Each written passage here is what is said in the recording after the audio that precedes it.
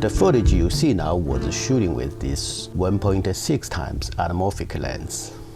I've always wanted to try shooting video in a widescreen format. I mean the real widescreen shooting with anamorphic lens, not just at black bars at the top and bottom. Instead, the real widescreen like I watched in movie and TV shows. Back in the last century, filmmakers came up with anamorphic widescreen movies to add more overall image detail.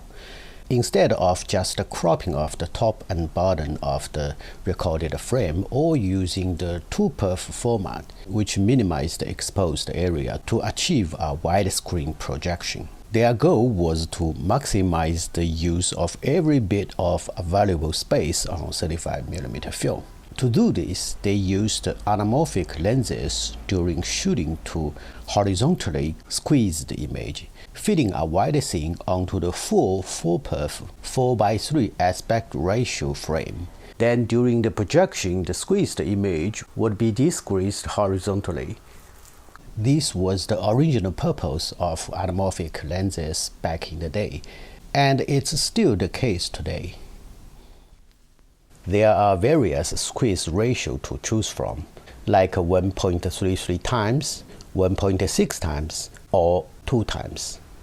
The choice of squeeze ratio depends on the final aspect ratio you want to achieve in projection.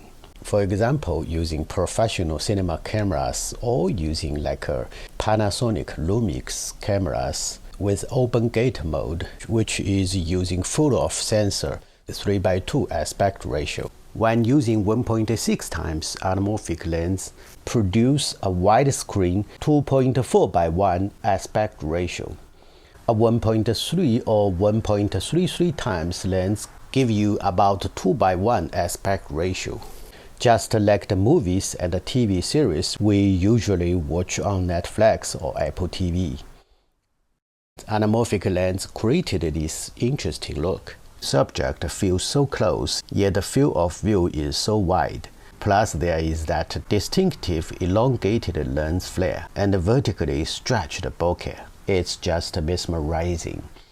For me, the problem is the most anamorphic cinema lenses are much larger and heavier, also expensive, especially for the full-frame cameras. I'm a solo shooter. I want a small setup, keep things lightweight and compact. That's the most important things for me. Let me show you my camera bag. This is my old Donkey F2 camera bag. I have been using it for years. Very old school, but it's my favorite. It was original black, but now it has become like this. My gear needed to fit inside this bag. A digital camera with a compact zoom lens, microphone, usually a film camera or a small lens. This is the maximum weight I can carry. I also have a large bag, but now it's too bulky for me. So trying bigger anamorphic lenses has always been more of a curiosity for me, until Sirui reached out to me and offered to send me a lens to try, and I chose this Saturn 1.6 times full-frame anamorphic lens because it's small and lightweight, fitting perfectly into my old Donkey, yes. So finally, I started trying with widescreen video.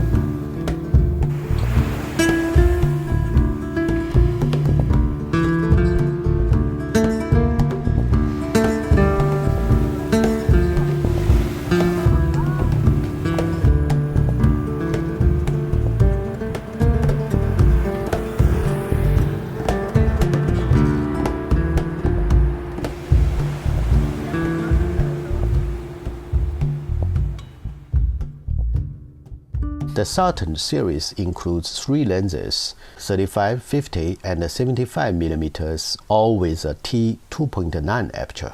They don't offer me more, just one, so I picked the 50 mm. Actually, it gives a vertical field of view like a 50 mm lens, but a horizontal field of view equivalent to a 31 mm wide-angle lens. Another option is the lens flare color, nitro or blue. I went with blue because it's the classic anamorphic look we often see in the films. I think most people will choose the blue flare. Use the carbon fiber here, giving it a premium feel. It weighs less than 500 grams and features aspherical elements. The aperture ring is steepless, and the focus ring both designed for use with focus gears, but I usually prefer handheld shooting and manual focus for simplicity. Its portability is definitely my favorite feature. I shoot with Sony mirrorless camera, but Sony does not have an open gate mode, so I had to shoot a full 16:9 aspect ratio of the sensor. When using a 1.3 times anamorphic lens, can also get a 2.4:1 image, but with this 1.6 times lens get 2.8:1 aspect ratio after de-squeezing. For example, these footages shoot with this Saturn 1.6 times anamorphic lens on Sony mirrorless camera. Now I set the timeline as 4K 3840 by 2160, 16:9 aspect ratio in video editing. I just need to reduce the vertical size of the footage by 0.625 times, get 3840 by 1350. 2.8:1 ratio.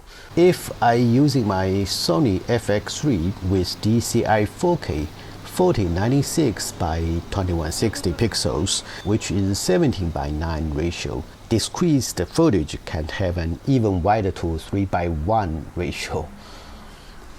This is my first tried anamorphic lens. My videos end up in 2.8:1 or 3:1 super wide.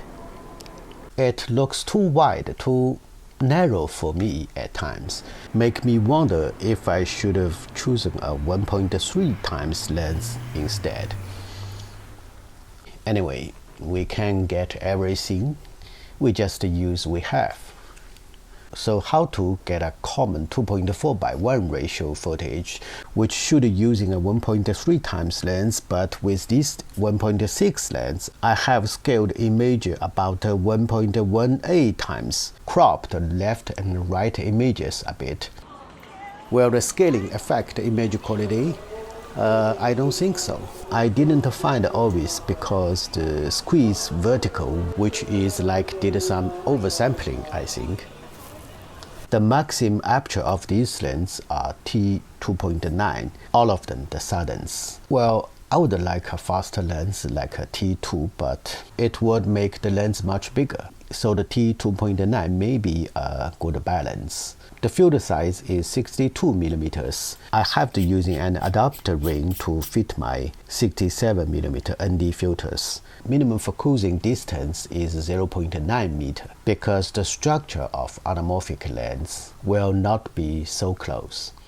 Manual focusing this anamorphic 50mm t2.9 lens is challenging. Don't think it's the same as a normal 50mm f2.8 lens. It feels more like focusing a wide-angle lens. Even at t2.9, nailing focus is tricky, especially on Sony's small screen. Focusing is almost half about guessing. I mean, it's difficult to get the pinpoint focus. Maybe I need an extra monitor, but it also adds weight.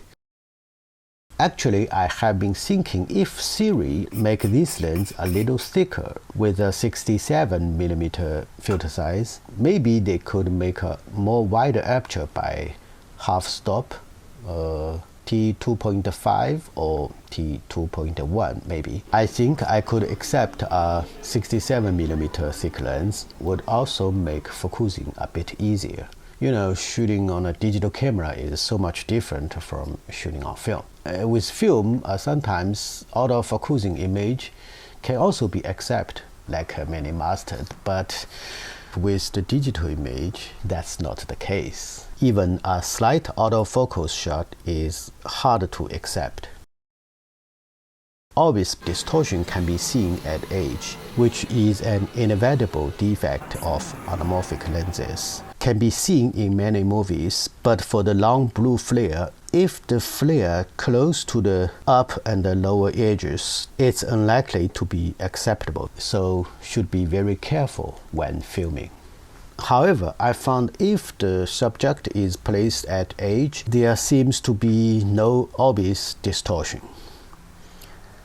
I had made a mistake, so this is an important tip when using anamorphic lens. You must turn off camera's active stabilization mode. It creates severe warping, ruining the footages.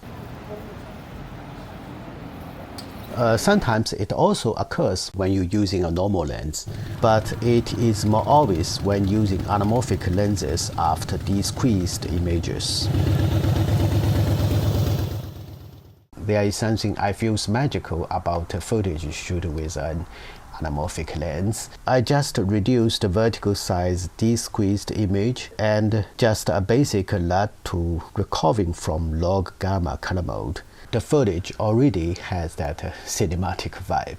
I suspect because the cinema lenses avoid artificial enhancement, like sharpening or saturation, giving a more natural authentic look, but that's just my guess. Maybe it's just an illusion caused by the wide screen. I would like to use this lens to film my ordinary life, make it look like a movie, or capture wide landscape. Yeah, though as always, my hopes tends to go further than reality. Okay, thanks for watching. See you next time.